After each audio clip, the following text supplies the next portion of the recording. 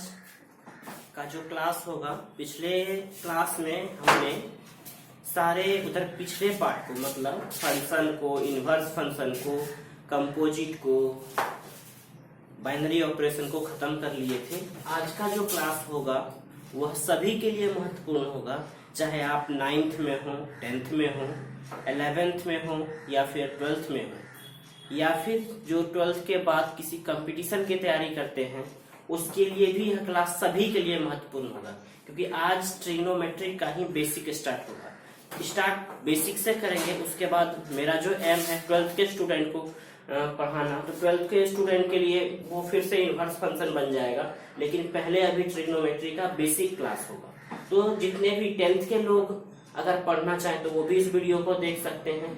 9th में भी trigonometry है तो 9th के स्टूडेंट के लिए भी यह बहुत फायदेमंद होगा।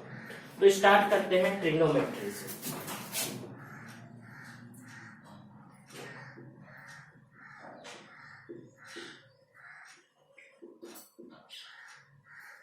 ट्रिग्नोमेट्री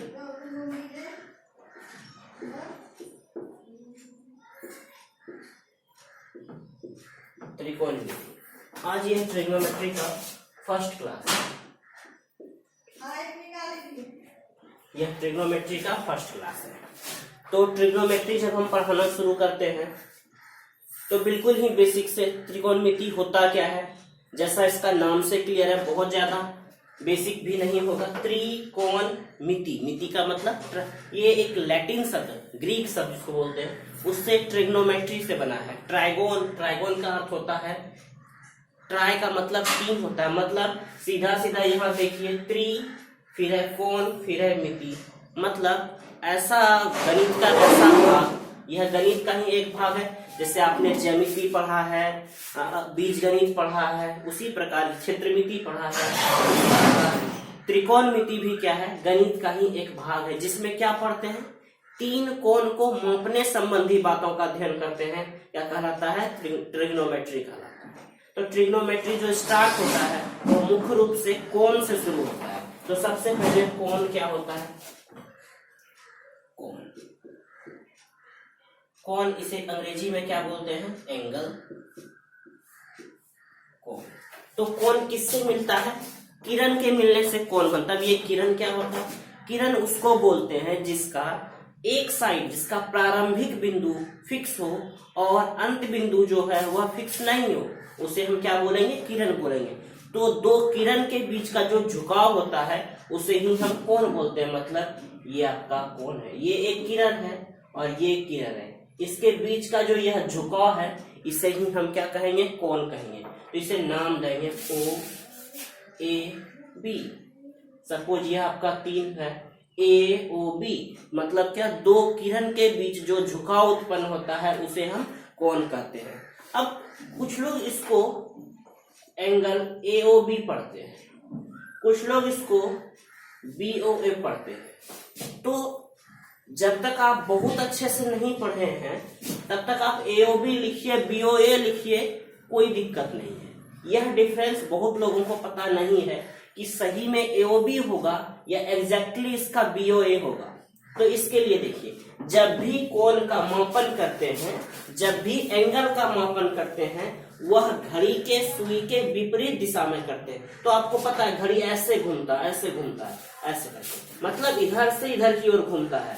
हमको जो कोण का मापन करना है, घड़ी के सुई के विपरीत दिशा में मापन करना है, मतलब इधर से इधर करना है। यह क्या होगा, BOA, मतलब ये डायरेक्शन।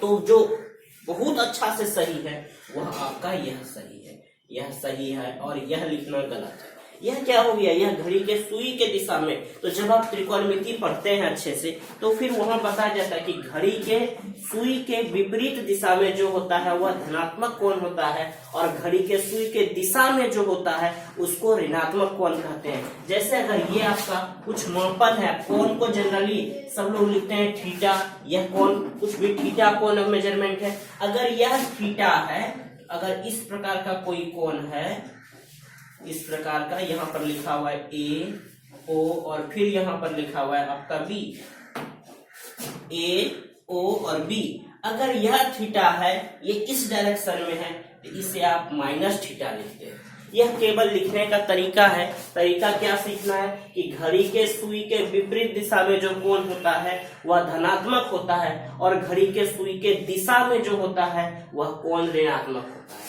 तो यह त्रिकोणमिति ट्रिग्नोमेट्री जो पढ़ते हैं वह मुख्य रूप से किस त्रिभुज के बारे में पढ़ते हैं? समकोण त्रिभुज के बारे में। तो सबसे पहले अब स्टार्ट होता है जो आपका समकोण त्रिभुज। भी बहुत तरह का होता है, समद्विबाहु त्रिभुज, समबाहु त्रिभुज, समकोण त्रिभुज, अधिकोण त्रिभुज, बहुत प्रकार का। लेकिन जो हमको मुख्य रूप से पढ़ना है वह पढ़ना है समकोण त्रिभुज। समकोण त्रिभुज। अब यह क्या होता है समकोण त्रिभुज? सम का मतलब इसको अंग्रेजी में बोलते हैं right angle triangle. Right angle triangle, इसका अर्थ क्या हुआ? राइट एंगल ट्रायंगल का समकोण त्रिभुज मतलब ऐसा त्रिभुज जिसका एक कोण समकोण हो। मतलब यह कुछ ऐसा होता है, यह कुछ इस प्रकार का होगा। अगर हम लिखें ए बी और यह सी, तो ये वाला जो कोण होगा वह 90 डिग्री होगा। अब यह डिग्री कुछ होता है, तो सबसे पहले कोण को ही मापते जब हैं तो कोण को 3 पद्धति है कोण को मापने का। कोण को मापने की पद्धतियां, कोण को मापने की पद्धति। कोण को जब हम मापते हैं तो वह 3 प्रकार से नापते हैं। एक शतांशक पद्धति होता है, एक शत दशांशक पद्धति, और एक डिग्री सिस्टम, एक रेडियन सिस्टम और ग्रेड सिस्टम। मतलब एक जो पद्धति होता है वह डिग्री सिस्टम, डिग्री, इसमें किसी कोण को डिग्री में मापते हैं।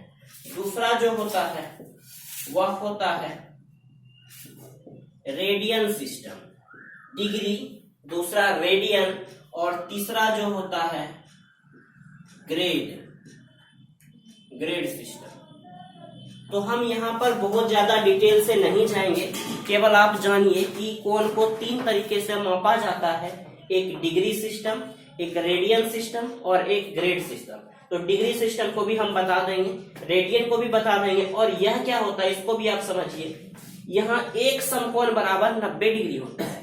इसको जब आप पढ़ेंगे तो यहाँ पर एक समकोण किसके बराबर होता है? 90 डिग्री के बराबर। और यहाँ एक समकोण, एक राइट एंगल 100 ग्रेड के बराबर होता है। मतलब 90 डिग्री जो होता है वह 100 ग्रेड के बराबर होता है। यह ग्रेड सिस्टम है, यह रेडियन सिस्टम है, यह डिग्री सिस्टम है।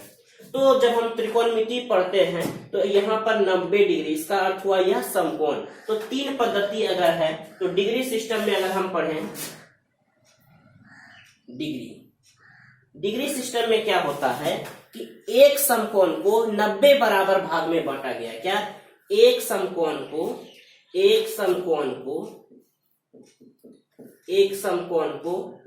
90 बराबर भागों में बांटा गया है और प्रत्येक भाग 1 डिग्री कहलाता है। तो यहां से लिख सकते हैं एक समकोण बराबर 90 डिग्री। रेडियन सिस्टम क्या होता है? रेडियन सिस्टम में क्या होता है? पाई रेडियन बराबर 180 डिग्री। लिखते हैं यहां पर पाई रेडियन बराबर 180 डिग्री।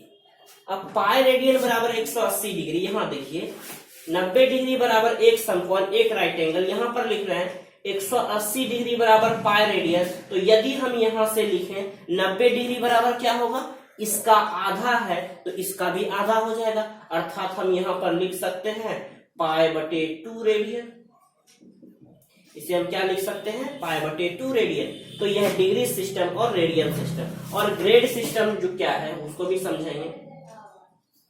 ग्रेड सिस्टम में क्या किया गया है? एक समकोण को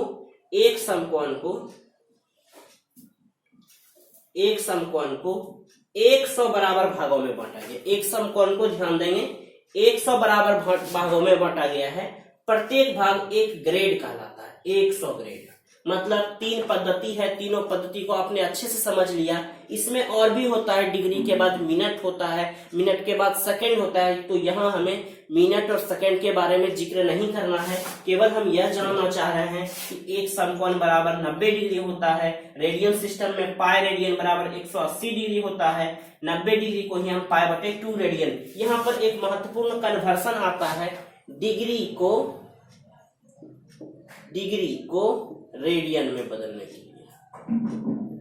डिग्री को रेडियन में कैसे बदलते हैं? तो डिग्री को रेडियन में बदलने के लिए पाई बटे 180 से गुना करते हैं। डिग्री को रेडियन में बदलने के लिए पाई बटे 180 से गुना करते हैं, यह ध्यान रखना है। क्या? यदि आपको डिग्री को बदलना है रेडियन में तो किससे गुना करेंगे? पाई बटे 180 से। किससे? पाई बटे कैसे देखते हैं। 60 डिग्री को अगर हम रेडियन में बदलेंगे तो पाई बटे 180 से गुना करेंगे तो क्या होगा? यहाँ पर यह और यह कट जाएगा 3 बार में, यानी यहां से लिख सकते हैं पाई बटे 3 रेडियन। पाई बटे 3 रेडियन मतलब क्या हुआ? डिग्री को जब कभी भी हम रेडियन में बदलते हैं तो पाई बटे 180 से गुना करते हैं, यह पाई बटे 3 रेडियन हो गया। इसी प्रकार यदि हम 45 डिग्री को बदलेंगे तो 45 गुना पाई बटे 180, यह 4 बार में कट जाएगा, यानी पाई बटे 4 रेडियन। इसे RAD भी लिखते हैं। इसी प्रकार 90 डिग्री को बदलेंगे तो इसी प्रकार 30 डिग्री को यदि बदलेंगे तो 30 गुना पाई बटे 180 यानी पाई बटे 6 radian. 60 degree, 30 degree, 45 degree. 90 degree को क्या लिखते हैं? पाई बटे 2 रेडियन। 0 डिग्री को बदलेंगे तो क्या होगा? यहाँ 0, पाई गुना 0 तो क्या हो जाएगा? 0 डिग्री। 0 डिग्री को यदि हम बदलेंगे रेडियन में पाई बटे 180, यह कट जाएगा तो यह क्या होगा? 0 रेडियन। तो आपने सीख लिया कि डिग्री को रेडियन में कैसे बदला जाता है। डिग्री को रेडियन में बदलने के लिए क्या करते हैं? पाई बटे 180 से गुना करते हैं। तो पहले आप इसका स्नैप लेंगे, इसके बाद इसके आगे के पार्ट।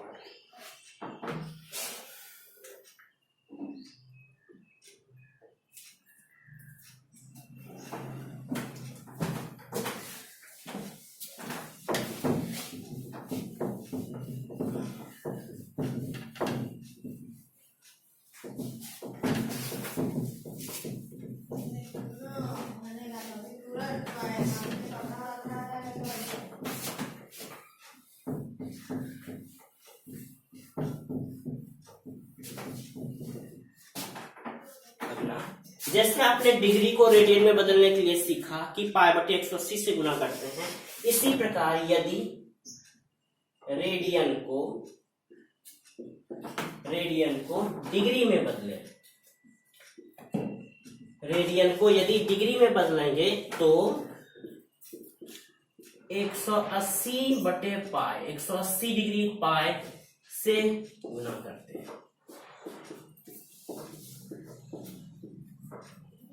से गुना करते हैं। मतलब यदि रेडियन को हम डिग्री में बदलेंगे तो 180 डिग्री पाई, जैसे पाई बटे 3 रेडियन है, इसको यदि हम बदले किसमें? रेडियन डिग्री में, तो पाई बटे 3 गुना 180 बटे पाई, यह डिग्री होगा। पाई और पाई कैंसिल हो जाएगा, 3 से 60 बार में कट जाएगा। इसका अर्थ यह किसके बराबर हो गया? 60 डिग्री के। तो यदि पाई बटे 3 को बदले हम किसमें? पाई बटे 3 रेडियन को बदले किसमें? डिग्री में, तो यह 60 डिग्री। इसी प्रकार 2 पाई बाय 3 रेडियन को यदि हम बदलेंगे तो क्या होगा? 2 पाई बाय 3 गुना 180 बटे पाई।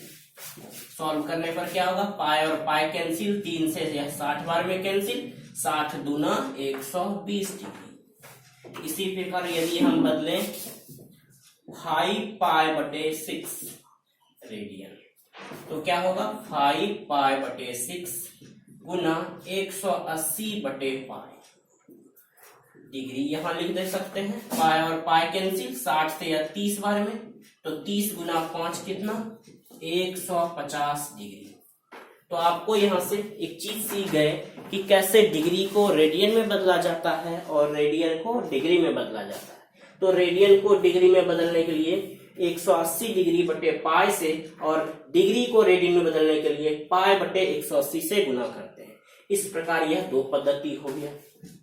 ग्रेड के बारे में विचार नहीं करना, क्योंकि ग्रेड सिस्टम को ब्रिटिश सिस्टम बोला गया है और ब्रिटिश सिस्टम को मान्यता नहीं मिली है। जो भी मान्यता है वह रेडियन को ही इंटरनेशनल माना गया है।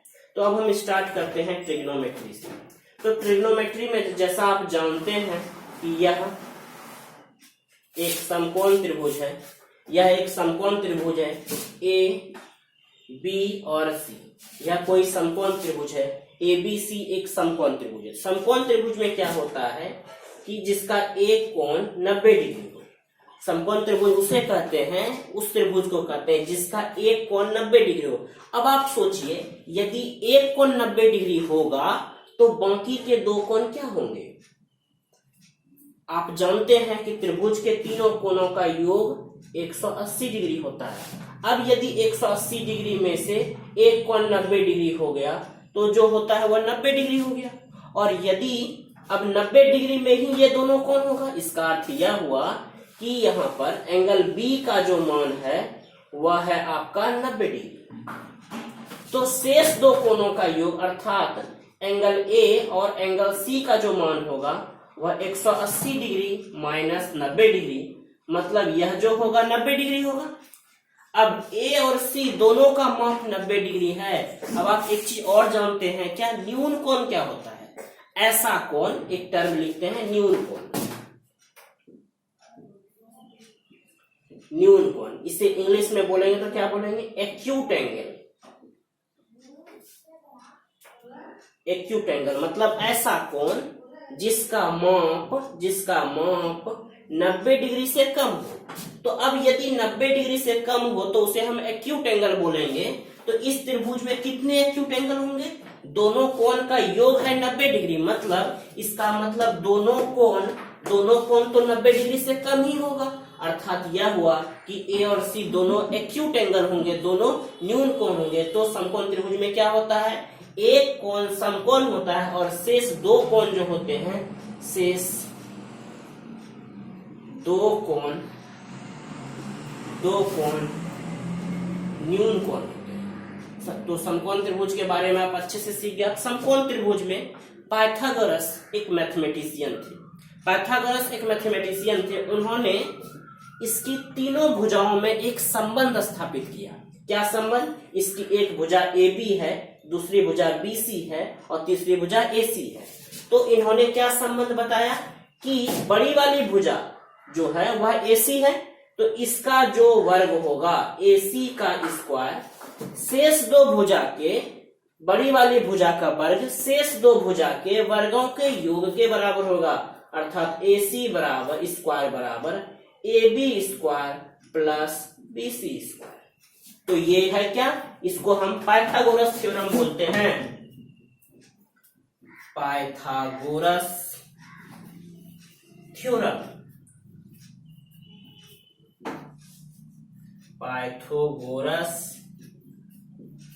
पाइथागोरस प्रमेय, इसे पाइथागोरस प्रमेय बोला जाता है। क्या? ये AC का स्क्वायर, यह किसके? AB स्क्वायर प्लस BC के स्क्वायर। अब देखिए, अब होता क्या है, इस बात को बहुत अच्छे से समझेंगे।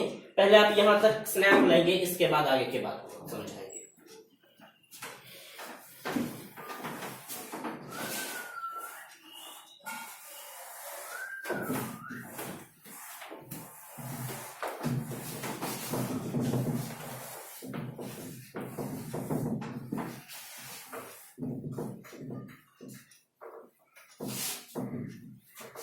तो पाइथागोरस ने क्या दिया कि यदि कोई समकोण त्रिभुज है ए बी और सी, आप जान रहे हैं कि यह कोण तो कुछ भी होगा 90 डिग्री होगा। अब जब यह 90 डिग्री होगा ही तो इस कोण को कुछ भी मान लेते हैं थीटा और इस कोण को हम कुछ भी मान लेते हैं अल्फा। क्या किए? इस कोण को इससे टेंथ में क्वेश्चन बहुत ज्यादा पूछा जाता है। यदि यह 90 डिग्री है, इस कोण को मान लिए थीटा और इस कोण को मान लिए अल्फा, तो एक पाइथागोरस ने जो संबंध दिया वह दिया AC का स्क्वायर बराबर AB का स्क्वायर प्लस BC का स्क्वायर। यह संबंध किसने दिया? पाइथागोरस ने। कैसे? अब उसको इस यहाँ पर कैसे? आप जानते हैं इसको कर्ण बोला जाता है। इसको क्या नाम दिया गया है? कर्ण, हाइपोटेन्यूज।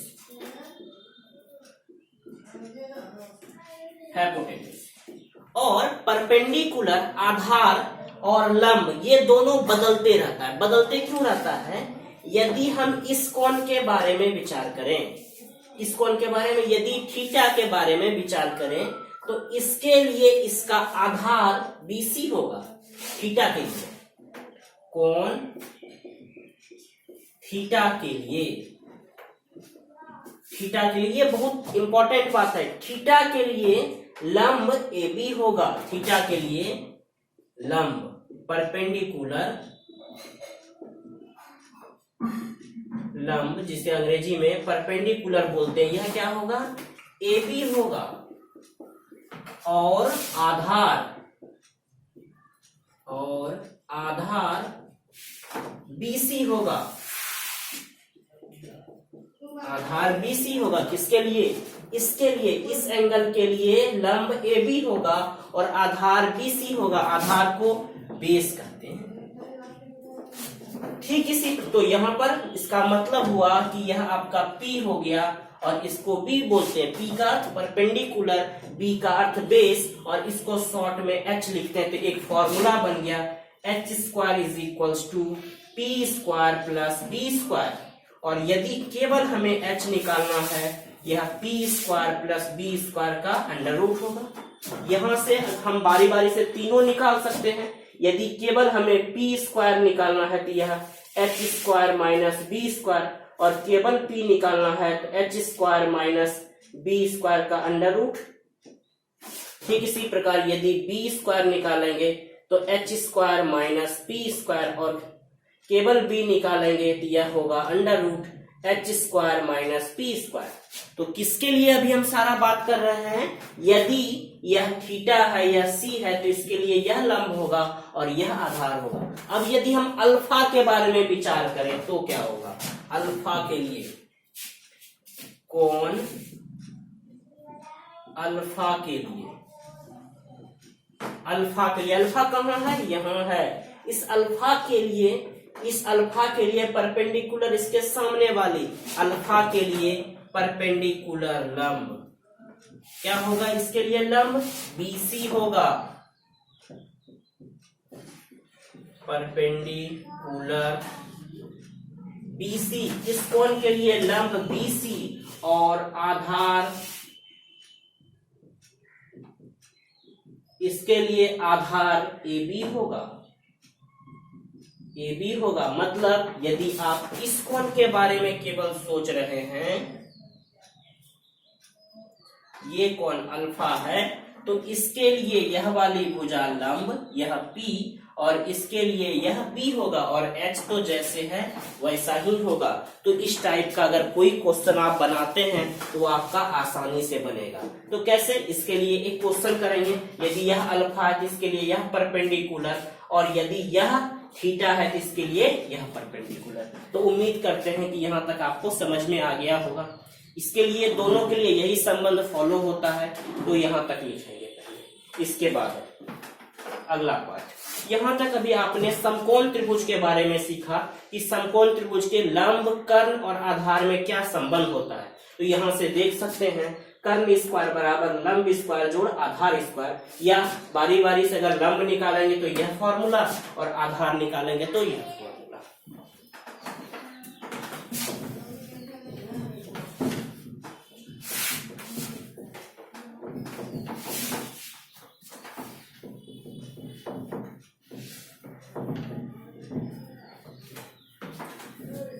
ये वीडियो बनाने का मकसद देखिए कि कोई भी लोग अगर वीडियो देखेंगे जिनको इनवर्स ट्रिग्नोमेट्रिक फंक्शन 12th के लिए शुरू करना है, उसको सभी बात बिल्कुल ही समझ में आएगा।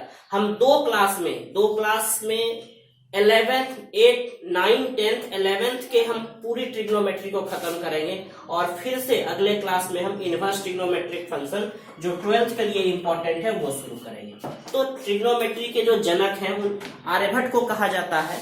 आर्यभट्ट ने क्या किया कि इसी लंब, कर्ण और आधार के बीच में 6 निष्पत्ति उत्पन्न किए। कौन कौन सा यह 6 निष्पत्ति है? 6 निष्पत्ति इसे आइडेंटिटीज कहा जाता है।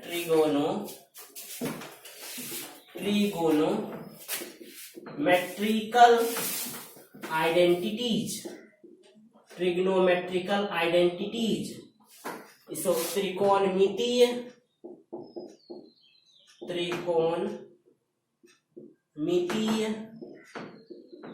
निष्पत्तियां इसे कहा जाता है। त्रिकोणमितीय निष्पत्तियां, यह त्रिकोणमितीय निष्पत्तियां होता क्या है? तो 6 त्रिकोणमितीय निष्पत्ति होती है। पहला है साइन, इसे साइन ऐसे फूल में लिखते हैं जिसका हिंदी जया होता है, जया जिसको बोलते हैं, परंतु इसे शॉर्ट में SIN लिखा जाता है। दूसरा जो है यह कोसाइन होता है जिसे शॉर्ट में केवल हम कॉस लिखते हैं। और तीसरा टेंजेंट होता है जिसे हम शॉर्ट में केवल टेन लिखते हैं। तो बेसिक मुख्य रूप से यही 3 होता है। कौन कौन सा? साइन जिसे शॉर्ट में SIN, कोसाइन इसे शॉर्ट में कॉस और टेंजेंट इसे शॉर्ट में टेन लिखते हैं। यह जो है एक महत्वपूर्ण फॉर्मूला जो आप बहुत पहले पढ़े हैं, पंडित बद्री प्रसाद हरि बोल, इस टाइप के फॉर्मूला पे इसको बैठाया गया। तो क्या है? यह मुख्य रूप से P और H का संबंध है। मतलब क्या कि साइन थीटा जो है यह जो है किसका लंब का और कर्ण का एक अनुपात है। कॉस थीटा इसी प्रकार B और H मतलब आधार और कर्ण का अनुपात है। और टेन जो होगा यह P/B मतलब यह लंब और आधार का एक संबंध है। तो इसे full form sine, cosine, tangent और इसका जस्ट व्युत्क्रम को हम कोसाइन बोलते हैं। टेंजेंट हो गया, इसके बाद इसके व्युत्क्रम को कोसेक बोलते हैं। इसका फुल फॉर्म कोसेकेंट होता है, इसको फुल कोसेकेंट बोलते हैं, परंतु हम शॉर्ट में केवल कोसेक लिखते हैं। यह कोसेक जो होता है इसी साइन का व्युत्क्रम होता है जिसे हम H/P लिखेंगे। तो आपको देखने से लग रहा है यह P/H है, तो कोसेक क्या होगा? H/P होगा। जस्ट उसका उल्टा, जो उसका ऊपर है इसका नीचे है, जो इसका नीचे है उसका ऊपर है। कॉस के बाद इसका जो होता है, इसका जो उल्टा होता है उसे सेकेंट बोलते हैं, जिसे शॉर्ट में हम केवल सेक थीटा सेक लिखते हैं। जो यह क्या होगा? उसका व्युत्क्रम H/B और टेंजेंट को कोटेंजेंट बोलते हैं। कोटेंजेंट जिसे शॉर्ट में हम कॉट लिखते हैं, यह क्या होगा? इसका उल्टा यानी B/P। तो यहां से हमने 3 फॉर्मूला देखा। कौन कौन सा फॉर्मूला? यही है पंडित बद्री प्रसाद हरि बोल। मतलब क्या ये इस फॉर्मूला पे आधारित है। पंडित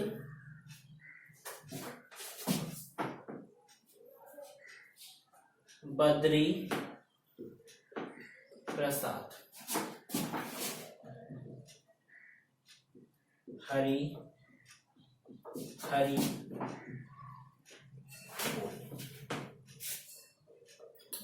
पंडित, यहां से अंडरलाइन यदि करें पंडित बद्री प्रसाद, या इसे हम ऐसे लिखते हैं पंडित बद्री प्रसाद हरि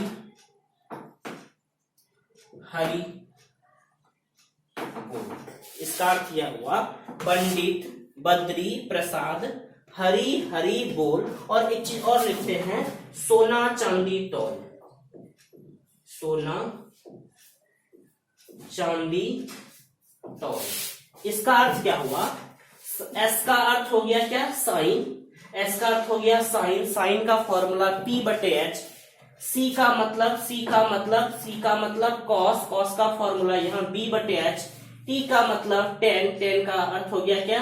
P/B। तो एक फॉर्मूला बन गया पंडित बद्री प्रसाद हरी हरी बोल, सोना चांदी तौल। तौल करती, एस का मतलब साइन, सी का मतलब कॉस और टी का मतलब टेन। तो इस प्रकार जो मैथमेटिशियन थे उन्होंने 3 बेसिक निष्पत्तियां बनाई और साइन के व्युत्क्रम को, साइन के उल्टा को, साइन के रिवर्स को हम क्या बोलते हैं, कोसेकेंट। यह p बटे h यदि है तो यह h बटे p, कोसाइन एक h बटे b, को टेंजेंट b बटे p। इस पे हम एक क्वेश्चन करेंगे, इसके बाद इसके आगे के पार्ट करेंगे। तो इसे हम मिटाते हैं। इसका जल्दी से आप स्नैप ले लेंगे, इसके बाद हम इसको क्या करेंगे, मिटाएंगे।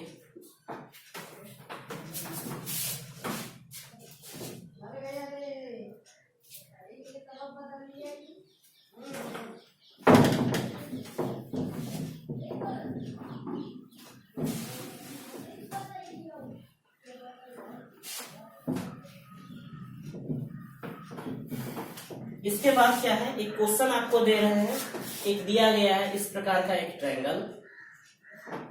ट्रायंगल दिया गया है। यहां पर आपको कुछ लिखा गया है 3, ये 5, ए बी सी, ये एंगल है आपका थीटा और ये एंगल है अल्फा। तो आपको सभी 6 निष्पत्ति निकालने के लिए बोला जा रहा है। क्या 3, ये दिया गया है आपका 3 और ये दिया गया है 5। तो आपको क्या बोला जा रहा है, सभी 6 निष्पत्तियां निकालने के लिए। तो सबसे पहले यह समकोण त्रिभुज है, ये मालूम नहीं है तो हम सबसे पहले किसको निकालेंगे, AB को निकालेंगे। हम सबसे पहले क्या जानते हैं कि AC का स्क्वायर यह AB का स्क्वायर प्लस BC के स्क्वायर के बराबर होता है। समकोण त्रिभुज में बड़ी भुजा का वर्ग शेष 2 भुजा के वर्गों के योग के बराबर होता है। AC का अर्थ यह 5, AB नहीं मालूम है, BC मालूम है 3। यदि हम यहाँ से AB का स्क्वायर निकालेंगे तो यह होगा AC का स्क्वायर माइनस BC का स्क्वायर, और केवल यदि AB निकालेंगे तो इस पे अंडर रूट होगा। और AC का मान दिया गया है 5 का स्क्वायर माइनस BC 3 है तो 3 का स्क्वायर। इसका अर्थ यह हुआ कि AB का जो मान है वह 4 है। यहाँ तक बिल्कुल क्लियर है, आप लोग यहाँ तक सभी सबको अच्छे से समझ में आया। अब हम किसके लिए निकालते हैं, इस एंगल के लिए कौन कौन सा, sine theta, cos theta, tan theta. इसका फॉर्मूला आपको मालूम है P बटे H, B बटे H और यह P बटे B। इसका आगे जब आप इनवर्स ट्रिग्नोमेट्री पढ़ेंगे तो इसका बहुत ज्यादा यूज होने जा रहा है। कैसे यूज करेंगे वो देखेंगे। यहाँ P बटे H, तो यदि यह थीटा है, आप जानते हैं थीटा के लिए जो लंब होता है इसके सामने वाला, मतलब यहाँ AB बटे AC होगा। यह AB कैसे होगा इसको फिर से समझेंगे। यदि यह कोण थीटा है तो इसके सामने वाली भुजा को हम लंब बोलते हैं, तो इसके लिए यह वाली भुजा AB जो होगा वह लंब होगा और AC तो कर्ण होगा ही, यानी AB बटे AC। थीटा के लिए ही बेस इसके लिए BC होगा, यहाँ लिखेंगे BC बटे AC और यहाँ क्या लिखेंगे AB बटे BC। अब बारी बारी से सबका हम मान रखेंगे। AB का वैल्यू निकल गया कितना, 4 बटे 5, इसके लिए 3 बटे 5 और इसके लिए 4 बटे 3। ठीक इसी प्रकार साइन कॉस टेन अगर निकल गया तो आप आसानी से कॉट से कॉसेक भी निकाल सकते हैं। कॉट थीटा, आपको कॉट थीटा के लिए मालूम है यह B बटे T और यह टेन का व्युत्क्रम होता है, यह 4 बटे 3 है तो यह 3 बटे 4 होगा।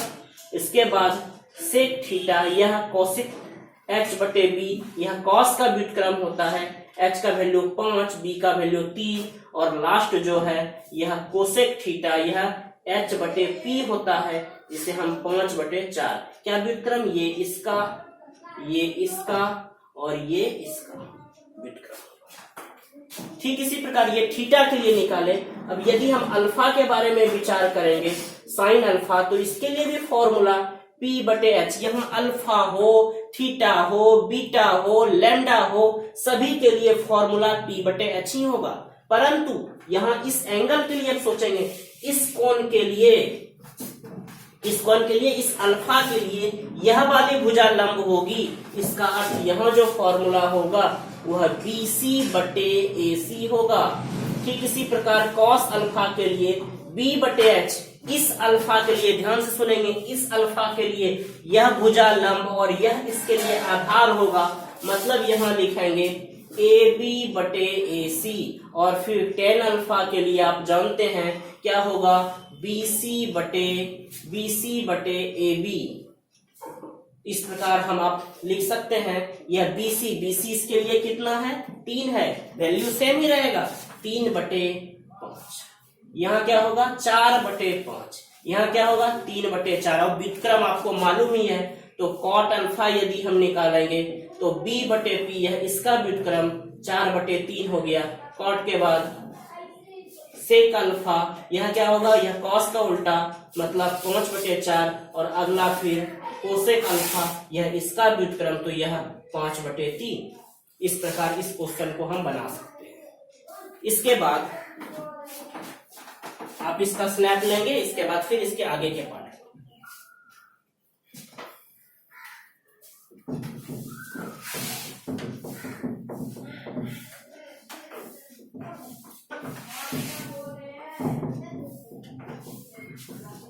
इसके बाद कभी कभी इस टाइप का क्वेश्चन दिया रहता है, सपोज साइन थीटा बराबर आपको दे दिया 12 बटे 13, कहेगा शेष 5 निष्पत्तियां निकालना। तो यह साइन दिया गया है, इसका मतलब साइन तो दिया गया ही है, इसके अलावा कौन कौन सा बचा, कॉस टेन, कॉट से, कॉसेक। तो यदि साइन मालूम है हमको तो हम इसके अलावा शेष 5 निकाल सकते हैं। आप जानते हैं कि इसका फॉर्मूला P बटे H होता है, इसका मतलब P का मान 12 हो गया और H का मान 13 हो गया।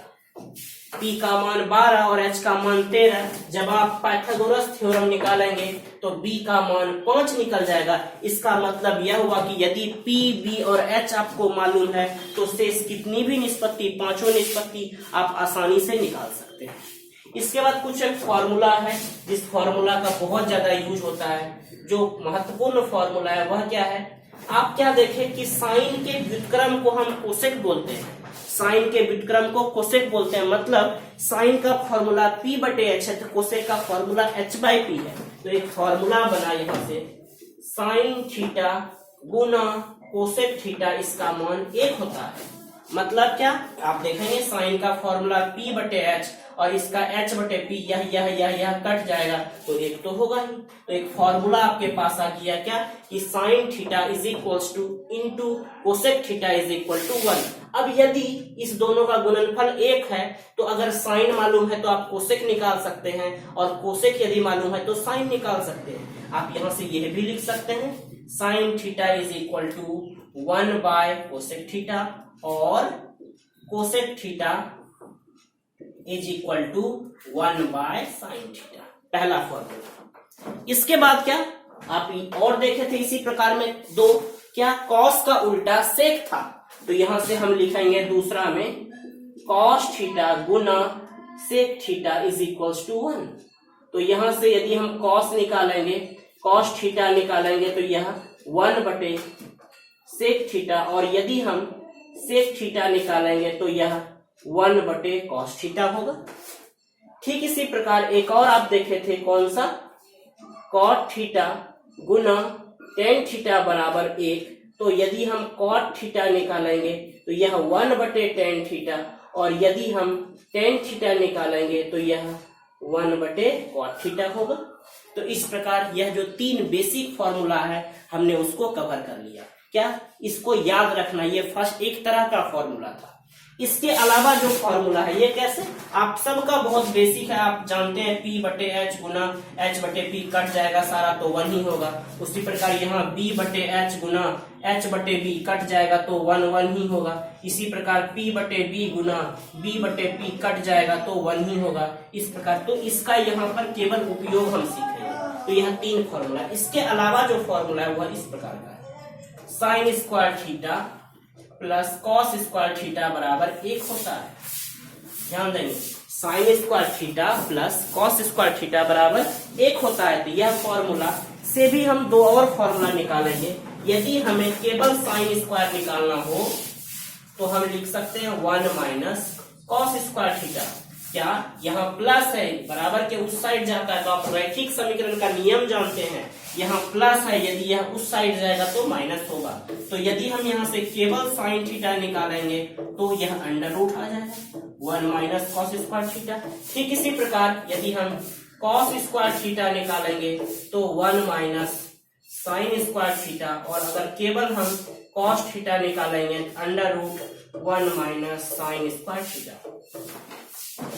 उम्मीद करते हैं कि यह बिल्कुल समझ में आ गया होगा। आपको और थोड़ा सा इसको समझाते हैं। आप साइन का फॉर्मूला p बटे h जानते हैं, यहाँ p स्क्वायर बटे h स्क्वायर होगा, कॉस का b बटे h तो b स्क्वायर बटे h स्क्वायर होगा। अब आप जानते हैं इसका एलसीएम h स्क्वायर होगा, यहाँ p square plus b square होगा, और जानते हैं कि p square plus b square बराबर h स्क्वायर होता है। यह h स्क्वायर बटे h स्क्वायर कट जाएगा तो मान तो 1 होगा ही। ये इस तरह से इसका प्रूफ हो गया, जो उतना भी ज्यादा जरूरी नहीं। तो आप केवल सीखे क्या, sign square theta plus cos square theta बराबर 1। इससे साइन थीटा का मान ये होगा और कॉस थीटा का मान ये होगा। अगला जो फॉर्मूला है वह है sec square theta minus tan square theta is equal to 1। ये सारा फॉर्मूला जब आप इनवर्स पढ़ेंगे तो उसमें बहुत ज्यादा यूज होने जा रहा है। Sec square theta minus tan square theta बराबर 1। तो ठीक इसी प्रकार यदि हम सेक स्क्वायर थीटा को निकालेंगे, यहाँ माइनस से इधर जाके प्लस होगा तो 1 प्लस टेन स्क्वायर थीटा, और केवल यदि सेक थीटा निकालेंगे under root 1 plus tan square theta.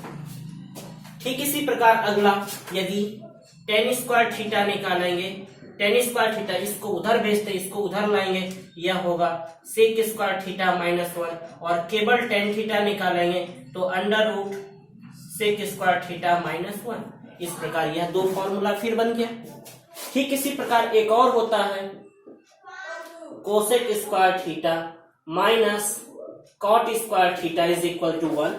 तो यदि हम केवल कोसेक स्क्वायर थीटा निकाले तो यह 1 प्लस कॉट स्क्वायर थीटा होगा, और यदि केवल कोसेक निकालेंगे कोसेक थीटा तो यह क्या होगा 1 प्लस कॉट स्क्वायर थीटा। फिर इसी तरह से कोसेक कॉट मालूम है, यदि हम यहाँ से कॉट स्क्वायर थीटा निकालेंगे तो यह होगा कोसेक स्क्वायर थीटा माइनस 1, और यदि हम कॉट थीटा निकालेंगे तो केवल under root cosec square theta minus 1। इस प्रकार तीन ऊपर का फॉर्मूला, तीन नीचे का फॉर्मूला, 6 बेसिक फॉर्मूला से हमने बहुत सारे फॉर्मूले को डिराइव किया। जहां जिस फॉर्मूला का यूज होगा, उपयोग होगा, क्वेश्चन में हमें आवश्यकता पड़ेगी, हम वहां इस फॉर्मूला का उपयोग कर सकते हैं। तो ये सभी बेसिक तो है, परंतु इस बिना बेसिक के आप त्रिकोणमिति के किसी क्वेश्चन को सॉल्व करने में नाकाम हो जाएंगे। तो इसका ज्यादा से ज्यादा उपयोग करना है। कैसे उपयोग करेंगे वो आपको क्वेश्चन में पता चलेगा। इसके अलावा दो और बेसिक फॉर्मूला है जिसको भी हम लिख रहे हैं। तो पहले आप इसका स्लैब लेंगे, इसके बाद फिर इसके आगे।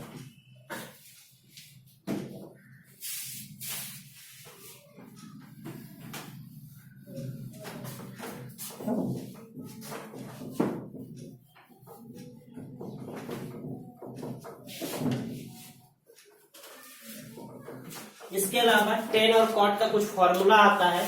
जैसे आप टेन थीटा के बारे में जानते हैं कि इसका फॉर्मूला P बटे B होता है, मतलब यह लंब और आधार का संबंध है। हम क्या काम कर रहे हैं, ऊपर में भी इसे h से डिवाइड कर दिया और नीचे में भी इसे h से। मैथमेटिक्स का नियम कहता है कि आप अंश तथा हर में समान संख्या से गुना या समान संख्या से भाग कर सकते हैं।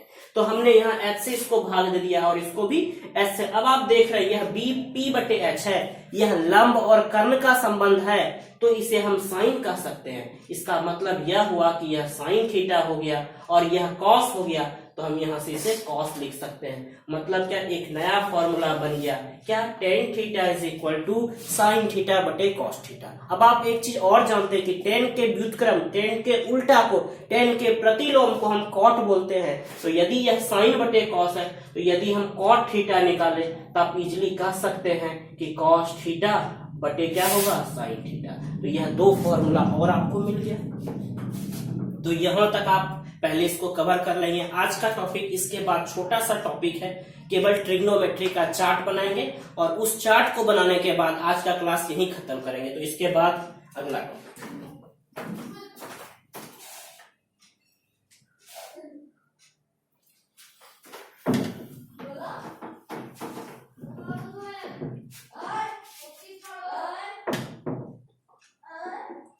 ट्रिगोनोमेट्रिकल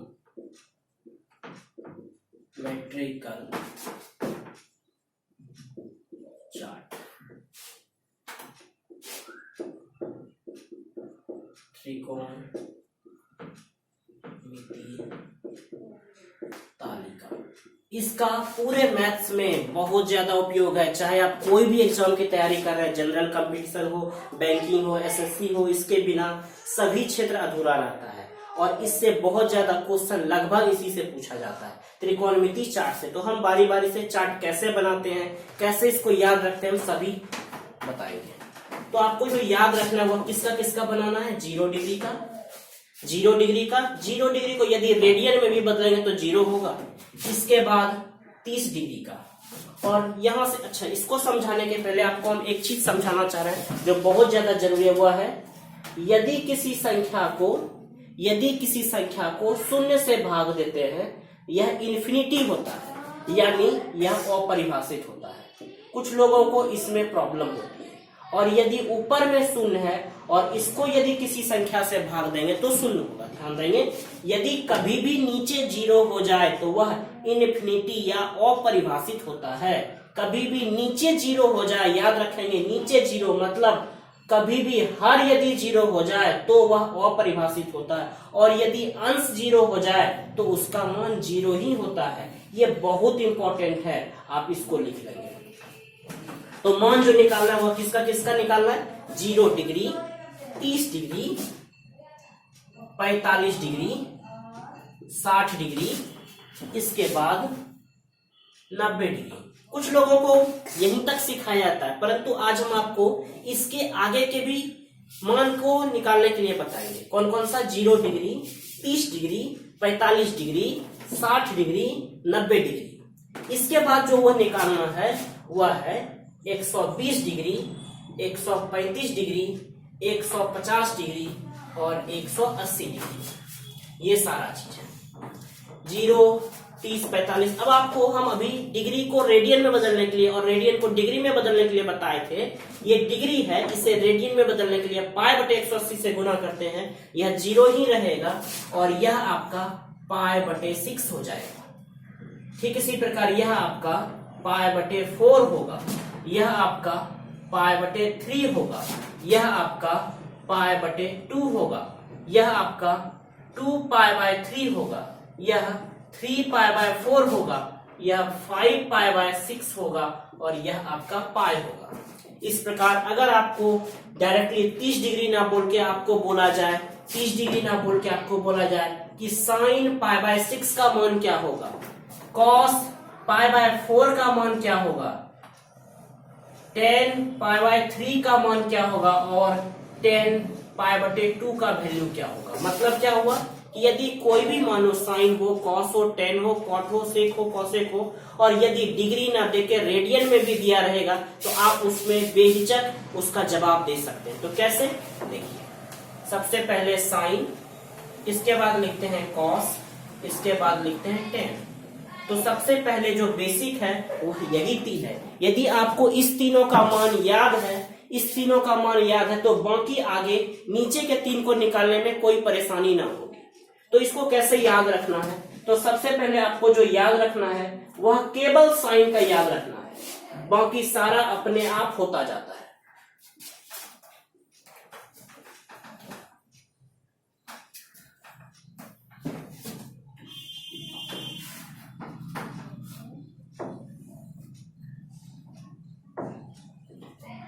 केवल सबसे पहले आपको साइन का याद रखना है। साइन का याद रखने के लिए बहुत ही आसान तरीका बनाया गया। आप सब में 0, 1, 2, 3, 4 लिखेंगे और 4 से सबको डिवाइड कर देंगे। मतलब यहाँ 0 लिखेंगे, यहाँ 1 लिखेंगे, यहाँ 2 लिखेंगे, यहाँ 3 लिखेंगे, 4 को 4 से डिवाइड कर देंगे, सबको 4 से और सबका अंडर रूट कर देंगे।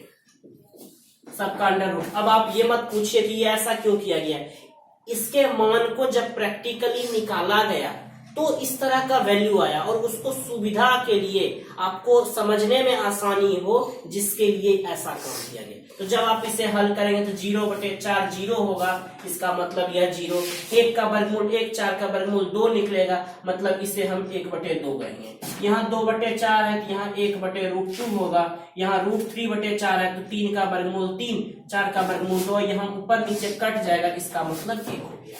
तो केवल आपको यदि इस पूरे चार्ट को याद रखना है तो केवल साइन के मान को 0 से लेकर 90 तक 5 फॉर्मूला मात्र याद रखना है। साइन 0 का मान 0, साइन 30 का मान 1/2, साइन 45 का मान 1/√2, साइन 60 का मान √3/2 और साइन 90 का मान 1। केवल यदि यह 6 साइन कॉस टेन साइन का केवल याद है ये 5 मान, तो आप इसके सारे मान को बना सकते हैं। क्या करना है इसके बाद, अब जो मान आया उसका उल्टा कर देना, मतलब जो यहाँ 90 है वह यहाँ 0 का आ जाएगा। मतलब यहाँ 1, यहाँ पर लिखेंगे √3/2, यहाँ पर लिखेंगे 1/√2, यहाँ लिखेंगे 1/2 और यहाँ पर लिखेंगे 0। क्या किए, फिर से इस 1 को उठा के जो सबसे अंत में था उसको सबसे शुरुआत में कर दिए। आप इसके बाद अभी आपको एक फॉर्मूला बताया, साइन थीटा बराबर टेन थीटा बराबर साइन बटे कॉस होता है। तो यदि हम 0 को 1 से, अभी आपको बताया, यदि ऊपर 0 रहेगा नीचे कोई भी संख्या है तो उसका मान 0 होगा। इसको जब इससे भाग देंगे तो नीचे का दोनों कट जाएगा, यानी यहाँ पर आएगा 1/√3। यहाँ पर दोनों सेम सेम है, 1 यहाँ पर √3 और यहाँ देखिए 1/0 कभी भी नीचे 0 होता है तो इन्फिनिटी, इसे अपरिभाषित लिखते हैं। तो अभी तक अपने साइन कॉस टेन के 3 मानों को निकाल लिया। इसके बाद जो 3 मान है वह है कॉट, सेक और अगला कोसेक।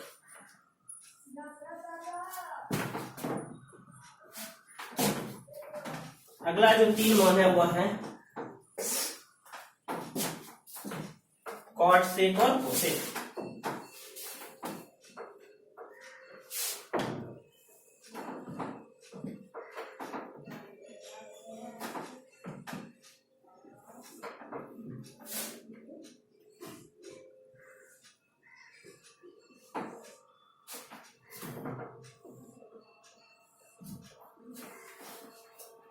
आगे के 3 मान को जो हम बताएंगे, अब वो क्या हो रहा है, कॉट। आप जानते हैं 10 का उल्टा कॉट होता है, तो 0 का उल्टा, किसी भी चीज का उल्टा कैसे निकालते हैं, 2 का उल्टा 1/2, 2 का उल्टा 1/2। आप जानते हैं 2 का उल्टा 1/2, 3 का उल्टा 1/3। तो उसी प्रकार 1/2 का उल्टा क्या होगा, 2। तो यहाँ लिखते जाएंगे 10, इसका उल्टा मतलब यह 0, इसका उल्टा √3, 1 का उल्टा 1 ही, यहाँ पर 1/√3 और इन्फिनिटी का उल्टा 0। फिर सेक जो होगा याद क्या रखना है, 10 इसका उल्टा, कॉस का उल्टा सेक, ये आपको पहले ही पता है। तो यहाँ cos 1 का उल्टा क्या होगा, 1 ही, यहाँ √3/2 यहाँ लिखेंगे 2/√3, यहाँ क्या होगा 1/√2, तो यहाँ केवल √2, यहाँ पर 1/2 तो 2 और यहाँ 0 है तो 0 का उल्टा इन्फिनिटी। फिर इसके बाद कोसेक जो होता है वह साइन का उल्टा होता है। कोसेक साइन का उल्टा मतलब 0 का उल्टा इन्फिनिटी, 1/2 2, 1/√2 तो क्या होगा √2, √3/2 तो क्या होगा 2/√3 और 1 का उल्टा 1। इस प्रकार sine cos tan cot sec cosec के 0 से लेकर 90 के मान तक को हमने कंप्लीट कर लिया। इसके बाद क्या करना है, यह साइन जो होगा यह किसका होगा, कोसेक का व्युत्क्रम होगा। इसके बाद क्या करना है कि 120 डिग्री, 135, 150, 180 है, तो 120 का मान कैसे निकालें, इसके लिए आप क्या करते हैं, थोड़ा सा तरीका है। आप क्या सबसे पहले 90 के सभी मान को छोड़ देंगे, 90 के सभी मान को छोड़ देंगे। ऐसा क्यों होता है, इसका भी रीजन है जिसे 11th में बहुत डिटेल से पढ़ा जाता है। अभी आप केवल मान याद रखने के लिए सीखेंगे, इसके मान को छोड़ देंगे। जो यहाँ है मतलब जो 60 में है वह 120 में आ जाएगा, जो यहाँ है 45 में है वह कहाँ आ जाएगा 135 में, जो 30 में है वह 150 में आ जाएगा और जो 0 में है वह 180 में आ जाएगा। ध्यान देंगे हमने क्या किया, 90 के मान को छोड़ दिया, जो 60 का मान था वह 120 में, जो 45 का था 135 में, जो 30 का था वह 150 में, और जो 0 का था वह 180 में। अब केवल सारे मानों को लिखते जाना है। यहाँ होगा √3/2, यहाँ होगा 1/√2, 1/2 0, फिर यहाँ 1/2, 1/√2, √3/2 और यहाँ 1, फिर यहाँ पर √3, 1/√3, 1/√3, फिर इसके बाद यहाँ किसका 10 का 0, फिर यहाँ लिखना है 1/√3, फिर यहाँ लिखना है 1, फिर यहाँ लिखना है √3, फिर यहाँ पर 0। एक गलती हो रहा है, आप ध्यान दीजिए। क्या यहाँ 10 का उल्टा कॉट होता है ना, तो 0 का उल्टा इन्फिनिटी, 0 का उल्टा इन्फिनिटी। ठीक इसी प्रकार यहाँ पर वहां इन्फिनिटी है तो यहाँ पर भी इन्फिनिटी लिखेंगे। फिर यहाँ 1/√3 मतलब यहाँ 2 है तो यहाँ पर 2, फिर यहाँ पर आपका √2, फिर उसके बाद यहाँ पर 2/√3 और फिर आपका 1। फिर इसके बाद क्या लिखेंगे, फिर इसके बाद यहाँ 2/√3 है तो यहाँ पर 2/√3, फिर क्या लिखेंगे √2, फिर क्या लिखेंगे 2 और फिर क्या लिखेंगे इन्फिनिटी। तो उम्मीद करते हैं यहाँ तक सबको समझ में आ गया होगा, परंतु अभी यह पूरा नहीं हुआ, बस थोड़ा सा कम है, थोड़ा सा कम है। क्या कम है, एक बहुत महत्वपूर्ण बात याद रखना, क्या कि साइन और कोसेक, क्या साइन और कोसेक 90 से ऊपर मतलब 90 से जब बड़ा मान साइन और कोसेक करने के लिए लेते हैं तो वह धनात्मक होता है, बाकी सारा मान ऋणात्मक होता है। ये क्यों होता है, इसका भी रीजन है। क्या कि साइन और कोसेक का मान जब 90 से ज्यादा होता है तो धनात्मक होता है, बाकी सभी मान मतलब कौन कौन सा, cos, tan, cot और sec यह हमेशा ऋणात्मक होता है 90 से ऊपर। 90 से 180 के बीच में याद रखिए, 90 से 180 तक साइन और कोसेक धनात्मक होता है, बाकी सभी मान ऋणात्मक होता है। तो आप क्या यहाँ पर प्लस लगा सकते हैं, प्लस, और 0 के पास प्लस हो ना हो, 0 ना तो धनात्मक है और ना ही ऋणात्मक है, तो साइन और कोसेक में केवल प्लस लगा देना है। याद रखना केवल इतना सा ही है, प्लस लगा देना है। और इसके अलावा जो भी मान बचा सब में ऋणात्मक चिन्ह का उपयोग करना है। 0 के पास कुछ नहीं, minus minus minus minus minus minus minus minus. अब कुछ लोगों का एक क्वेश्चन रहता है, क्या इन्फिनिटी भी धनात्मक ऋणात्मक हो सकता है? हाँ बिल्कुल हो सकता है, इन्फिनिटी धनात्मक और ऋणात्मक होता है, इसलिए हम इन्फिनिटी के पास माइनस इन्फिनिटी और प्लस इन्फिनिटी चिन्ह का उपयोग किए हैं। बाकी यह चार्ट कंप्लीट हो गया, आप इसका स्नैप ले सकते हैं। इसको बहुत अच्छे से याद रखने का जरूरत है, क्योंकि बिना इस मान के आप त्रिकोणमिति के किसी क्वेश्चन को जो इनवर्स में आएगा आप उसको हल नहीं कर सकते हैं। तो उम्मीद करते हैं कि आज का क्लास सबको बेसिक क्लास है जो सभी के लिए उपयोगी है, आप जरूर देखें। और जो भी 10th पढ़ना चाह रहे हैं उसको भी रिक्वेस्ट कीजिए, उनको भी मोबाइल पे ये वीडियो जरूर दिखाइए। सभी को जो चाहे वो अगर कंपटीशन की तैयारी कर रहे हैं उनके लिए भी यह बहुत फायदेमंद है। ठीक है, आज का क्लास इतना ही, धन्यवाद।